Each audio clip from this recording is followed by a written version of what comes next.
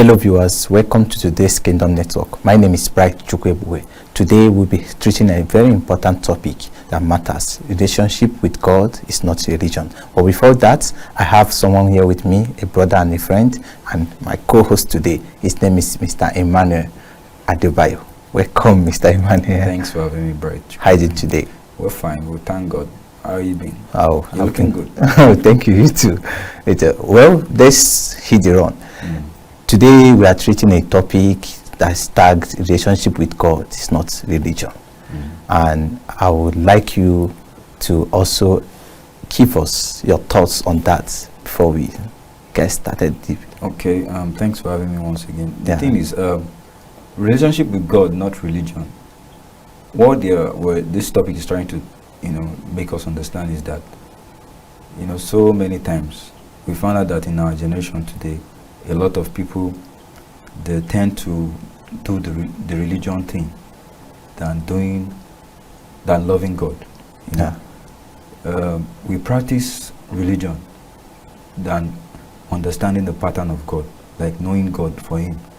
So a lot of time, we find out that we see ourselves doing the religion for years, not doing the relationship, not having the relationship with God. So this thing has been a problem in the body of Christ, that so many times you find out that you are practicing religion, not actually knowing God. I was discussing with somebody just earlier today. Me and him was talking about, what denominations do, like do not use a TV, you don't have to do this, do that, and all that. Now, to a lot of ministers of God being called, you find out that God gave them instruction that individually, this is what I want you to do as a person. This is how I want you to carry out this ministry. This ministry I've given to you. Now, it's based on you. But you find out that a lot of leaders, a lot of ministers, pastors, reverend, prophet, they intend to impose this thing on their followers. That's true. Now, normally we are all supposed to know God for ourselves. Now, God might tell you that as a lady, do not wear trousers, and for another person, she will wear trousers. Her own concentration might be different. Yes. From what he might tell me that do not eat draw soup. That's right. And tell you that, Bright, on a daily basis, eat draw soup. Now, this is based on your intimacy with God and consecration. Yes, because I am a different person, you are a different person. That's right. Now, the way it will operate will be different. That's why we have, different areas of the body of Christ. That's why we have different sons. That's right. And in which way, and the way you communicate with each is different. That's right. Now, let me make an example. Prophet Joel, he's a true servant of God. Now, God gave him an instruction that do not wear shoe when he started his ministry. That do not wear shoe. When you are coming before me, do not put on sandals. Do not wear shoe. That's his own personal consecration. Consecration. Now, he now gave him the instruction that, okay, whosoever that will follow you for now, they should not put on shoes. Now, this is an instruction given to him and his followers. Now, with time, because people, that controversy was happening, that, okay, why will he not wear shoe? Why will this? Is he da? Yeah. Now, this is an instruction from God. But if you now find out that, okay, because he's been given that instruction, others will now start doing it. Let's assume that he was the only one that is being given the instruction. Now, others will start doing it, start, putting trying to, and it will now seem as if it was God that actually instructed them to do it. That's true. Now, you should know the place of your communication with God as an individual, and bringing in religion thing to apply to your life. Because sometimes you find out that you're just suffering yourself, not knowing that you not knowing that you are just suffering yourself, not knowing that you're just doing religion, not knowing that you're not even doing God, you're just doing religion here. That's true. I'm a music producer. When I literally start working with this gospel, these top gospel ministers, I receive an instruction from God: do not be paid for any job you do. That's now right. Based on conviction, that do not do this. Yeah. So I was now doing it. Friends was like, well, a guy even told me that, how can you be so foolish that you won't collect money? You will be there for like 1 week, 2 weeks, and all that, and after everything, you just carry your bag and go. Yeah, I say that is. Now I hold my my work to a God, which is God, Jesus Christ. Now he told me instruction that do not do this. Now if I find myself doing it because of I actually want money, now it means that the dealings he want me to pass through, I won't be able to pass through it. That's right. So I wouldn't do what God said I should not do because you said it is wrong. You understand? The problem is that when it is the owner of he who creates something knows the manual for it. When someone creates this or molds this, he or she knows what he used creating this. God is the person that created us, and he knows what fits us or what will make us to become that which he wants us to do. So when he begins to give us some instruction which will be of help to us, it's not like he hates us. He knows us more than we know ourselves.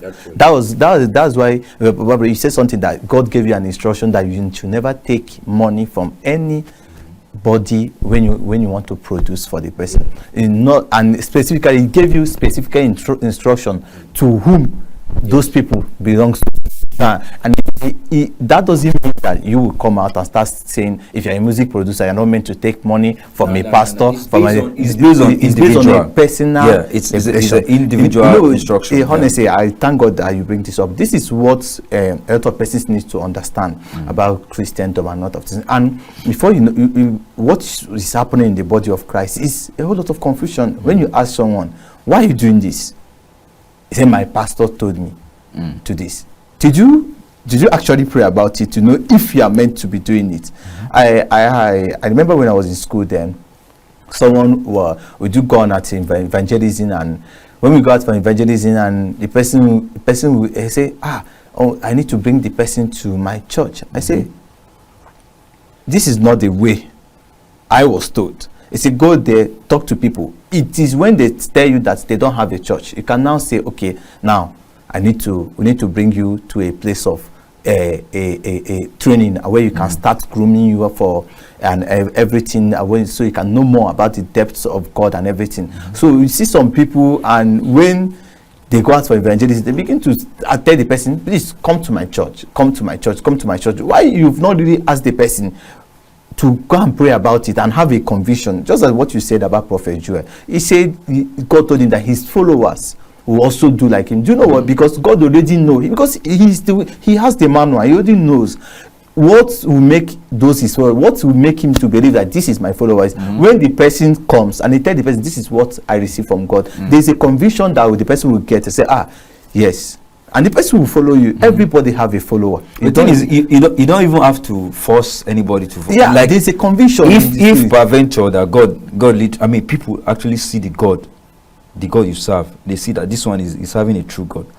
No matter the instruction being given to you, they will follow. That's right. You understand why? Because this is the instruction that God has given to you. Now, why we bring up this, all this talk of loving a relationship with God and religion, is that people literally practice religion. Now, they've forgotten about the place of God. Now, a lot of people will wake up, do some kind of, religion thing, a pattern that is being given by their doctrine, abandoning the things of God, not recognizing that, okay, there is a God somewhere that owns me, that I will give account to on a daily basis. Now you now find yourself doing religion thing like, okay, we are not supposed to laugh this way. A lot of crazy things that is happening in this generation now. We are not supposed to do this way. We are not supposed to do this way.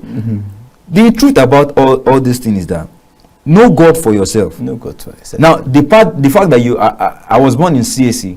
Yeah. You know, my dad will always say something. My dad is a pastor. He will always say something. He said, I don't want you guys to leave CAC. You know, he keeps saying that thing, like, I will just look, okay, yes, he's my father. I need to listen to what he's saying. But I came to a certain stage in my life. You know, you grow. I came to a certain stage. I said, okay, you keep saying none of us should leave CAC, or we should always be, you know, where we are being given birth to. We should remain where we are being given birth to. Like, okay, this is what we grew up and knew. We know. You know, so I now told him that, is it that God is not in anywhere? It's only CAC that God dwells. He said no. And I'll say, wherever God, you know, asks us to go as his seat, that's where we all go. Yeah. We are not practicing doctrine here. Because if you look at even the denomination where I grew up, a lot of things are happening in that denomination that it's totally wrong. Yeah. They will tell you that if you are not of this denomination, we cannot, you know, as if they are the most righteous and you are not doing, what you are supposed to do. Believe me, that's why the Muslim brothers are more better than Christians these days. Why? Because they believe in one thing. They believe in one God. And whenever they get to any place in life, they will just worship anywhere they find themselves. Exactly. It's not that I'm under this denomination. I'm under this denomination. How do you connect immediately? That is one of the things we actually miss in this our generation now. A lot of people they've messed with our mental health. A lot of people are just practicing religion, not loving God. You know, not loving God. So that's just what I have to say about that. Honestly, this program is I would like to say it's a cankerworm, is eating deep in the body of Christ. You know, Jesus saw this, he foresaw this coming. That was why he said in the book of John chapter 17, before he left, he made a prayer. That prayer was not just for his disciples, it's for the body of Christ. He said that all may be one. What is the unity? He said the conviction that God told you something, or this instruction is from God, is when you say it out, you see, there's always a witness. There's always a witness from the Spirit that this comes from God. Dear viewers, I believe you've learned a lot today. This is where we call it a wrap. But before you go, I would like to thank our brother for joining me in today's studio. Mr. Emmanuel, thank you so much. Thanks for having me. Thank you for the word of light that you've shared with us. Viewers, this is where we call it a wrap. I would love to see you next week. My name is Bright Chukwebue.